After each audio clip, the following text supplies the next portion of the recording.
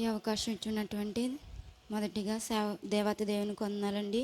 సేవకుల కుటుంబానికి వందనాలు, అలాగే కూడి వచ్చిన సహోదరులందరికీ వందనాలండి. మరి 5వ మాటను మనం ధ్యానించుకునే ముందు ప్రార్థన చేసుకుందామండి. పరిశుద్ధుడు అయిన యేసయ్య, నీవు ఘనమైన నామానికి వందనాలు. దేవాదిగో నీవు సిలువలో పలికినటువంటి ఈ యొక్క 5వ మాటను తండ్రి దేవాదిగో వివరించుకుంటుండగా దేవా నీ యొక్క తండ్రి మాట ద్వారా మాకు ఏం తెలియపరచబోతున్నావో దేవా దీని యొక్క ఆత్మీయ అర్థమేంటో ప్రభు గ్రహించుకుని దేవా చెప్పగలగతండి. ప్రభు దైవికమైన జ్ఞానం చేత నింపండి. వినిచున్న ప్రతి ఒక్కరికి వినబుద్ధి పుట్టించతండి. ప్రభు మేమందరం కలిసి దేవని నామాన్ని మహింపరచినట్లుగా కృప చూపమని యేసుని నామములో అడుగుతున్నాం తండ్రి, ఆమేన్. యేసయ్య సిలువలో పలికినటువంటి 5వ మాటను మనం ధ్యానించుకుందామండి. అటు తర్వాత సమస్తమును అప్పటికి సమాప్తమైనదని యేసు ఎరిగి లేఖనం నెరవేరినట్లు నేను దప్పికొంచున్నాను. యోహాను సువార్త 19వ అధ్యాయము 28వ వచనమండి. ఈ 5వ మాట మనం ఇందులో మనకి దేవాతి దేవుడు ఆయన మాట్లాడే మాటల ఆత్మీయార్థం ఏమై ఉన్నదో మనం ఒకసారి చూద్దామండి. సమస్తమును సమాప్తమైనదని అప్పటికే దేవాతి దేవుడు ఆ సిలువలో చాలాసేపటి నుంచి ఉన్నారు కనుక ఆ యొక్క 9 గంటల నుంచి ఆయన సిలువలో ఉంచి ఉన్నారు కనుక ఆయన అలిసిపోయారండి. అప్పటికే 6 గంటల సేపు ఆయన అలిసిపోయినప్పుడు ఇంకా సమాప్తమైనదని ఆయన ఎరిగి ఉన్నారు కనుక లేఖనం నెరవేరినట్లు, లేఖనం అనగా ముందుగానే ఆయన ఇది ప్రవచనం అండి. ఇది ఈ వాక్యము దప్పికొనిచున్నానన్న మాట ఇది లేఖనం ద్వారా ముందుగానే రాయబడి ఉన్నది. కీర్తనల ద్వారా 69 కీర్తనలు 69వ అధ్యాయం 21వ వచనంలో ఉంటుందండి ఈ దప్పికొనిచున్నానన్న మాట. ఆహారం అదే చేదును ఆహారముగా ఇచ్చి ఉన్నారు, దప్పికొన్నప్పుడు వారు చెరకనిచ్చి ఉన్నారనేసి ఆ యొక్క మాట ఉంటుందండి దాంట్లో. మరి దాని యొక్క అర్థం ఇక్కడ ముందుగానే దేవాతి దేవుడు దావీదు గారి ద్వారా ప్రవచనాత్మకంగా అక్కడ రాయించారండి.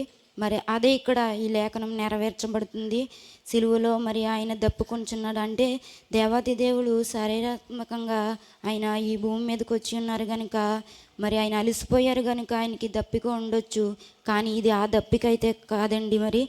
మరి దేవాతి దేవుడు మరి ఇది ఎందుకైతే మనకి ఇక్కడ రాయించి ఉన్నారో దావీదు గారి ద్వారా మనం గ్రహించాలి.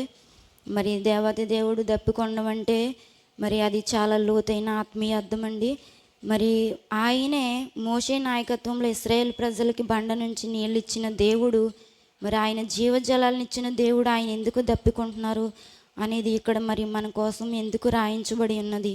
మరి దేవాతి దేవుడు ఆయన మానవత్వంగా ఆయన ఈ లోకంలోకి వచ్చినప్పుడు శరీరధారుగా ఈ లోకంలో జీవించి ఆ యొక్క సిలువలో చివరి వరకు కూడా ఆ యొక్క మానవత్వాన్ని బట్టే ఆ యొక్క చేసినటువంటి ప్రతిదీ కూడా ఆయన యొక్క లేఖనమే నెరవేర్చబడుతుందండి. ఇది కూడా ఈ దప్పిక అనేది కూడా లేఖనం నెరవేర్పి అలాగే ప్రవచనాత్మకంగా చెప్పబడుచున్నట్టు ఈ మాట దప్పికొంచున్నానన్నది ఆత్మల యొక్క దప్పిక.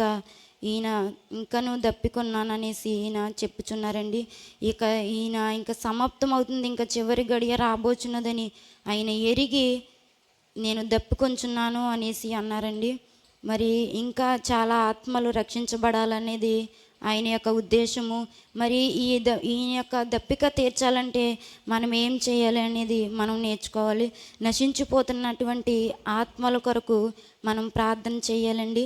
అప్పుడు మనము దేవాతి దేవుని యొక్క దప్పిక తీర్చగలిగిన వారం అవుతాము. అలాగే మనం రక్షించబడి ఉన్నాం కనుక ఎదుటి వ్యక్తిలో కూడా ఆ రక్షణని ఫలించినట్లుగా చేసినప్పుడే ఆయన యొక్క ఆత్మీయ దప్పికను తీర్చగలిగిన వారమై ఉన్నామండి.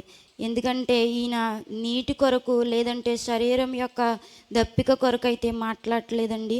తండ్రి చిత్తం పట్ల ఆయన దప్పికొన్నారు, అలాగే ఆత్మల పట్ల కూడా ఆయన దప్పికొన్నారు. అదే మనకి ఇక్కడ తెలియపరచబడబోతుందండి.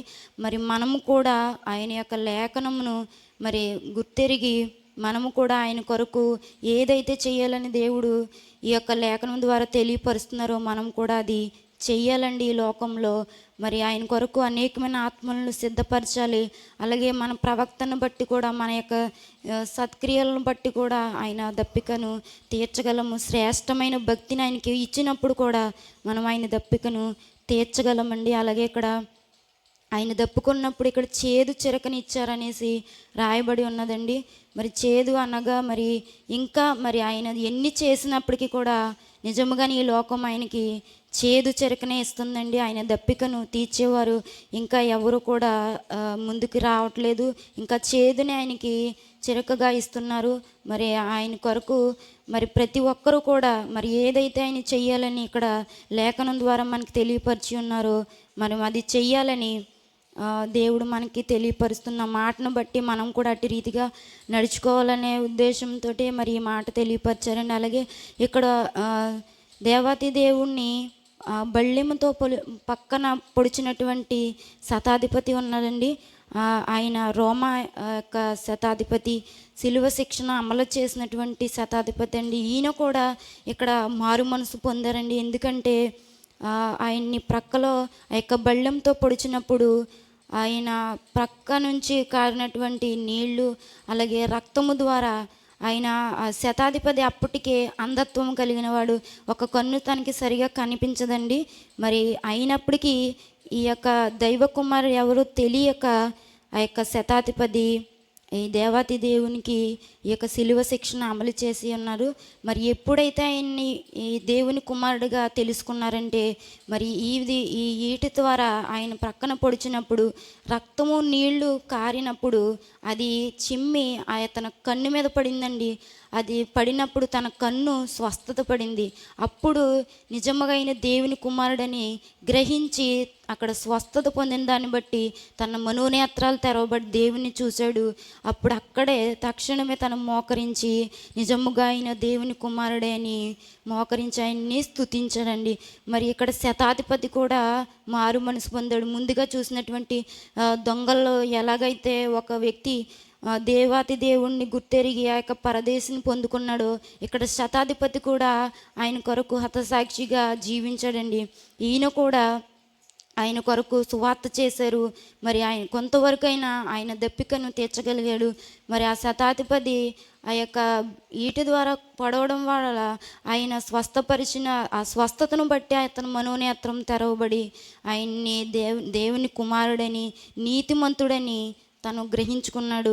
మరి కపడోపియా అనే ఆ ఊరిలో కూడా తను సువార్త ప్రకటించి మరి దేవాతి దేవుని కొరకు హతసాక్షిగా కూడా తను మార్చబడ్డాడు. తన యొక్క రోమా సైన్యాన్ని అంతటిని కూడా విడిచిపెట్టాడు. ఎప్పుడంటే దేవాతి దేవుని తను ఎరిగినప్పుడు ఇదంతా కూడా సిలువలో జరుగుతున్నటువంటి ఈ అద్భుతాలు కూడా తను సైనికుడు ఆ రోమా సైనికుడు శతాధిపతి చూసి ఉన్నారండి.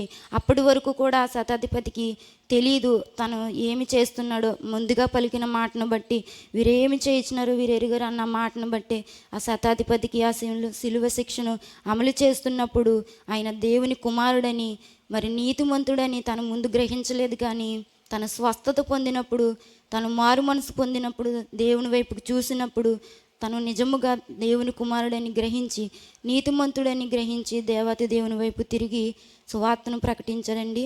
మరి ఆ గ్రామంలో చేసిన సువార్తను బట్టి ఆయన్ని రోమా సైన్యం అంతా కూడా తన యొక్క తలను శిరఛేదనం చేసి చంపేశారండి. మరి ఎందుకంటే ఆ సైన్యం అంతటిని విడిచిపెట్టి మరి తను ఆర్మీ సైనికుడు కూడా ఆ యొక్క సైన్యం అంతటిని కూడా దేవాతి దేవుని కొరకు విడిచిపెట్టేశాడు. మరి ఈ దప్పిక మనము దేవాతి దేవుని కొరకు ఏమి చేయాలనేది మాట ద్వారా తెలియపరిచారు కనుక మనము కూడా ఆయన కొరకు అనేకమైన ఆత్మలను సిద్ధపరిచేయి మరి రక్షణను అనేకమైన హృదయాల్లో ఫలింప చేయనట్లుగా మరి ఆయన దప్పిక తీర్చినట్లుగా మనం అందరం ఉండాలనేది ఈ యొక్క 5వ మాట యొక్క ఆత్మీయ అర్థం అండి.